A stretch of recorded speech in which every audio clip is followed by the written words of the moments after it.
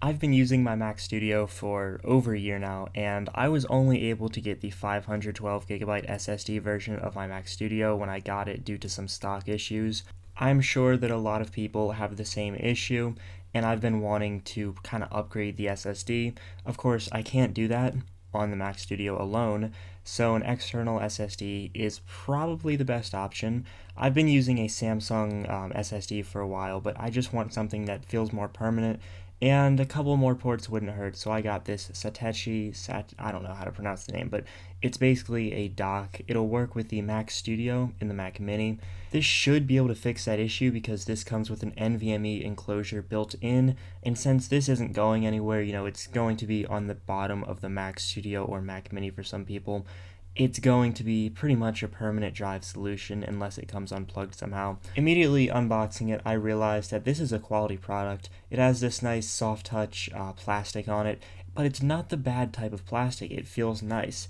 I'm pretty sure that the base itself is made out of aluminum, so it's not just some, silver plastic. And it's got this door, and there's the NVMe enclosure, and what I thought would just be the screws, but it actually also comes with a screwdriver, which that's nice because you won't have to find a screwdriver around or get your toolkit out.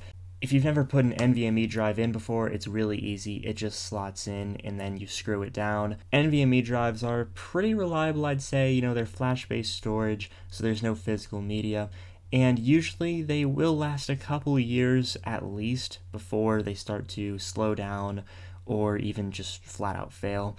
I've only ever had one NVMe drive fail on me, and that was a really cheap one. So yeah, I would recommend NVMe drives over something like an SD card, which some people use to upgrade their storage. Since the Mac Studio and the Mac Mini both have pretty similar dimensions, it's pretty easy to just put this on. You don't have to worry about whether or not you have the Studio or the Mac Mini. There's a USB-C cable that comes at the back. This just plugs into the back of the Mac Studio or the Mac Mini. Here is the drive controller that it uses. Should be obvious, but it does not come with the drive pre-installed. The color is slightly different than my Mac Studio's natural color, but I wouldn't say it's too noticeable. It's just barely thin enough to make it under the Studio display.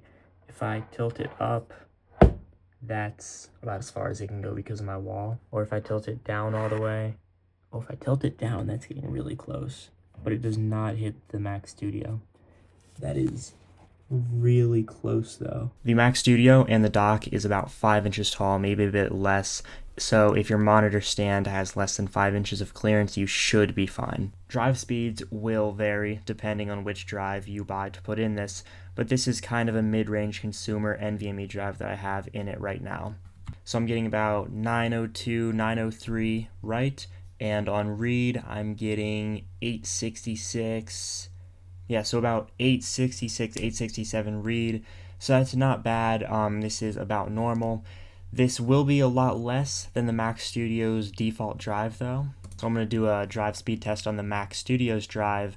This is about 4 times faster on write and about 3 times faster on read, maybe 4 times faster on read. So yeah, this is definitely going to be slower than the Mac Studio's built-in drive, but for a storage drive, this should not be a problem. I actually have been editing this whole video off of this drive in the Satechi dock, and I have had no issues so far. On the front of the dock, there are 2 5 gigabits per second USB-A ports and 1 10 gigabits per second USB-A, along with 1 10 gigabits per second USB-C port. This does not support any form of Thunderbolt throughput, but I think that's fine for most people. There's also a 3.5mm audio jack on it. There's a micro SD and a full-size SD card slot, which is kind of cool. There's also a indicator light. I don't really understand why it has to be there. It doesn't light up different colors. It's just a solid light that tells you when it's plugged in and turned on. I would recommend this product to somebody who needs more ports or more accessible ports on their Mac Studio. I would also recommend this product to people who want a semi-permanent storage solution for their Mac Studio. This product is made with good quality parts, nice plastics, nice metals, and it looks nice. It looks like something that Apple could have possibly designed.